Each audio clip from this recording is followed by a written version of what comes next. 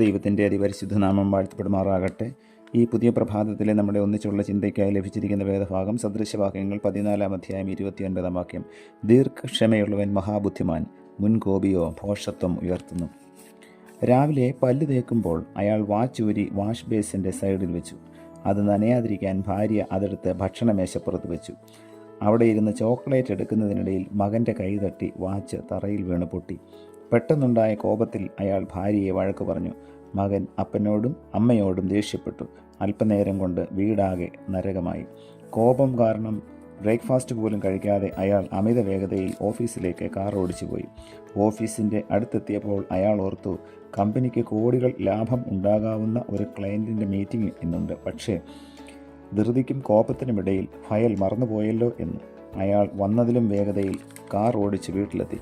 പക്ഷേ വീട് പൂട്ടി. ഭാര്യ ജോലിക്കും മക്കൾ സ്കൂളിലും പോയിരുന്നു. അദ്ദേഹം ഭാര്യയെ വിളിച്ചിട്ട് പെട്ടെന്ന് വീടിൻ്റെ ചാവി കൊണ്ടുവരുവാൻ പറഞ്ഞു. അവൾ താമസിച്ചതിനാൽ വീട് കുത്തി തുറന്ന് ഫയലുമായി അയാൾ പോയി. എങ്കിലും വൈകിപ്പോയി. കാത്തിരുന്ന ക്ലയൻറ്റ് ദേഷ്യത്തോടെ വേറെ കമ്പനിയിലേക്ക് പോയി. ഇയാൾ വൈകിയത് മൂലം കമ്പനിക്ക് വൻ നഷ്ടമുണ്ടായി. അതിനാൽ മുതലാളി ഇയാളെ ജോലിയിൽ നിന്നും പിരിച്ചുവിട്ടു. അയാൾ നിരാശനായി വീട്ടിലേക്ക് മടങ്ങുമ്പോൾ ഒരു ഫോൺ കോൾ. ഭാര്യയ്ക്ക് ഒരു ആക്സിഡൻ്റ് ഉണ്ടായി, ഹോസ്പിറ്റലിൽ അഡ്മിറ്റാണെന്ന്.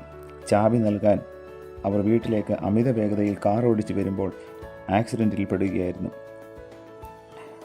അവരുടെയും ജോലി നഷ്ടപ്പെട്ടു. ജോലിയിൽ നിന്ന് അവരെയും പിരിച്ചുവിട്ടു. ഇപ്പോൾ ആകെ നഷ്ടം. ഭാര്യ ഹോസ്പിറ്റലിൽ. ഇരുവരും പ്രണയവിവാഹം കഴിച്ചതിൽ അതൃപ്തരായ മാതാപിതാക്കളോ സഹോദരങ്ങളോ സഹായിക്കുന്നതുമില്ല. ഒരു ഭവനം വലിയ പ്രഹരമേറ്റ അവസ്ഥയിൽ. ഒരു വാച്ച് തറയിൽ വീണു പൊട്ടി. അതത്ര വലിയ പ്രശ്നമാണോ? നിശ്ചയമായുമല്ല. പക്ഷേ ഒരു കുടുംബം ആ പ്രശ്നത്തിലൂടെ തകർന്നുപോയി. ആകമാനമുള്ള പ്രശ്നത്തിൻ്റെ 1% മാത്രമാണ് വാച്ച് താഴെ വീണ് പൊട്ടിയത്. ബാക്കി 99% അതിനോടുള്ള തെറ്റായ പ്രതികരണം മാത്രമാണ്. ഇങ്ങനെയാണ് നിസ്സാര പ്രശ്നങ്ങൾ വൻമല പോലെ വലുതാവുന്നത്. ഇതിൽ നമ്മിൽ മിക്ക പേരുടെയും കഥയാണ്. വാച്ച് താഴെ വീണ് പൊട്ടിയപ്പോൾ ഒരു സാന്ത്വന വാക്ക് പറയുവാൻ അദ്ദേഹത്തിന് കഴിഞ്ഞിരുന്നെങ്കിൽ ആ ഭവനം എത്ര ധന്യമാകുമായിരുന്നു. നല്ല ഉദ്ദേശത്തോടെ വാച്ച് എടുത്തു മാറ്റിയ ഭാര്യയെയും അയാൾ വഴക്ക് പറഞ്ഞു. സൗമ്യതയോടും സാവധാനത്തോടും ഇടപെട്ട് പ്രശ്നങ്ങളെ ശമിപ്പിക്കുവാൻ ഈ പ്രഭാതത്തിലെ ഈ ചെറിയ ചിന്ത നമ്മയും സഹായിക്കട്ടെ.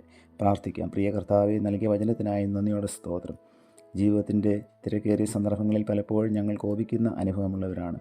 എന്നാൽ ദൈവമേ, ഇന്ന് ഞങ്ങൾ കേട്ടതുപോലെ കോപം ഞങ്ങൾക്ക് നാശം വിതയ്ക്കുന്നു എന്ന് ഞങ്ങളെ അവിടുന്ന് കേൾപ്പിച്ചല്ലോ.